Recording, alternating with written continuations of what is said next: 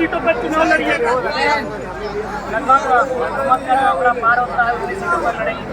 सबसे पहले हम लोग इच्छा करेंगे आज लगभग नहीं करने से हम लोग एक बार समीक्षा करेंगे कि हमारा जो समाज जो भीड़ बन गया है वोट में तब्दील करने की जो कि कहाँ पूरी शक्ति के साथ 2023 से चुनावी समर्थन करने का कार्य करेंगे। आप लोग लोकसभा चुनाव भी लड़िएगा, जिस तरीके से आपने पीएम सिंह को टारगेट किया।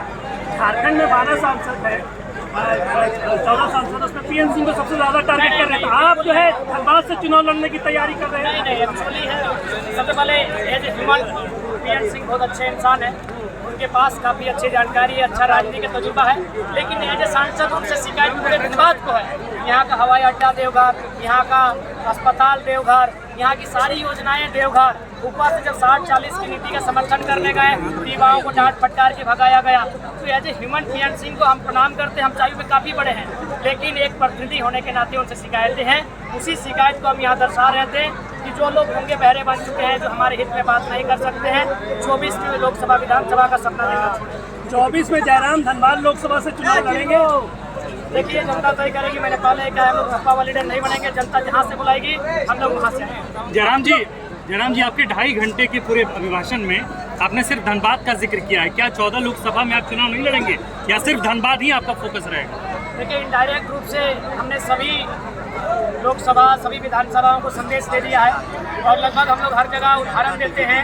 चाहे 60-40 की नीति हो तो केवल एक लोकसभा के लिए नहीं है, 1932 का खतियान की बात हो तो एक लोकसभा के लिए नहीं है। चूँकि जहाँ सभाएं होती है मैक्सिमम वहाँ के जो लोकल लोग हैं, आपको कम से कम जो लोग आए हैं उन्हें आपको वोट में तब्दील करना होगा। बाकी फिर जहाँ जहाँ हमारी अधिवेशन सभाएं होंगी वहाँ उस समस्या के अनुसार बातें रखेंगे। इन मुद्दों को लेकर आप लोग चुनाव लड़िएगा? सबसे बड़ा मुद्दा सिराजदा और आपके तमाम मीडिया कर्मी जहाँ खड़े हैं, यही हमारा पहला मुद्दा है। ये एचईसी ने कभी ये जमीन लिया था, शायद एफसीआई के नाम से उस समय था, सॉरी एचईसी नहीं, ये एफसीआई रांची का। ये एफसीआई का जमीन था, आज हाल में ट्रांसफर हो चुका है। जबकि भूमि अधिग्रहण कानून है कि अगर 5 साल के अंदर आप अगर कोई योजना स्थापित नहीं करते हैं तो रैयत को वापस जाना चाहिए। ये सुप्रीम कोर्ट का आदेश है, इसमें विधानसभा हस्तक्षेप करते हुए रैयत को वापस जाना चाहिए। तो हम सबसे पहले जो लड़ाई लड़ेंगे, झारखंड का जो विवाद है, जमीन का विवाद सबसे बड़ा है। आप देख सकते हैं जो आज पाईपट्टी का मैदान है, एफसीआई का मैदान, ये लगभग कई हजार एकड़ों में फैला हुआ है। तो कहीं ना कहीं विस्थापितों की दर्द पीड़ा को आप समझना होगा और यही हमारा सबसे पहला मुद्दा है। जयराम जी आपने अपने पहले संगठन के पहले अधिवेशन के लिए आपने बलियापुर को ही क्यों चुना, कोई खास वजह? देखिए, चूंकि आंदोलन का आगाज धनबाद बोकारो से हुआ था, तो धनबाद बोकारो में हम लोग बैरमो को चयन कर रहे थे क्योंकि बैरमो हमारा बीच का जगह पड़ता है, नावाडी को चयन कर रहे थे। लेकिन इसी बीच चर्चा हुई कि नहीं, विनोद बाबू उन्होंने 1972-73 में बदलाव के लिए किलकारी गुंजाने के लिए एक स्थापना किया था। 50 साल हो गए तो हमने विनोद बाबू की विचारधारा, कॉमरेड ए.के. राय की विचारधारा इस माटी में जुड़ी। यहाँ के कण कण में, यहाँ के रग रग में, यहाँ के चर्रे चर्रे में, यहाँ की हवाओं फिजाओं में उनकी विचारधारा है। दोनों की जो विचारधारा है वो साम्यवाद की विचारधारा है, समानता की विचारधारा है, कैपिटलिज्म के विपरीत जाकर एक विचारधारा को स्थापित करती है जो एक आम व्यक्ति के विकास के लिए, उन्नति के लिए सोचती है। तो हमें लगता है उस विचारधारा से बेहतर कोई विचारधारा नहीं हो सकती है। इसीलिए हम लोगों ने विनोद बाबू की जन्मभूमि और कॉमरेड ए.के. राय की कर्मभूमि को चुनने का काम किया।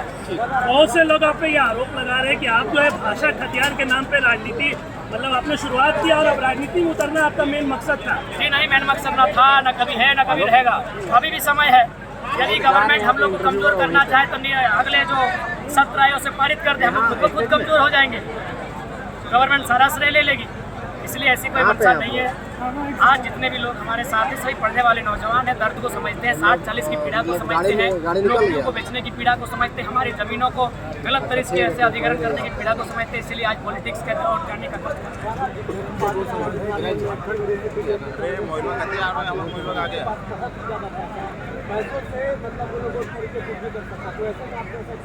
देखिए, मेरा मानना है कि हम लोग जैसा आज का अधिवेशन हुआ, जब ऐसा अधिवेशन प्रत्येक विधानसभा में होगा तो मुझे लगता है बदलाव की उम्मीद हम लोग देखेंगे।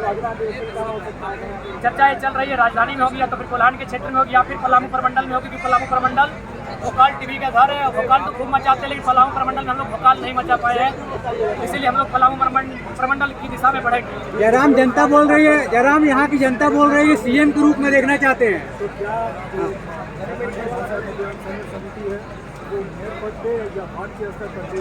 निश्चय जब आप चुनाव की हम लोग बात ऑफिशियली कर चुके हैं तो निश्चय ही हम लोग अपनी ताकत के अनुसार वार्ड पार्षद पर जहाँ तक हमारी शक्ति संभव होगी हम लोग वहाँ तक पहुँचेंगे, चुनाव को लड़ेंगे।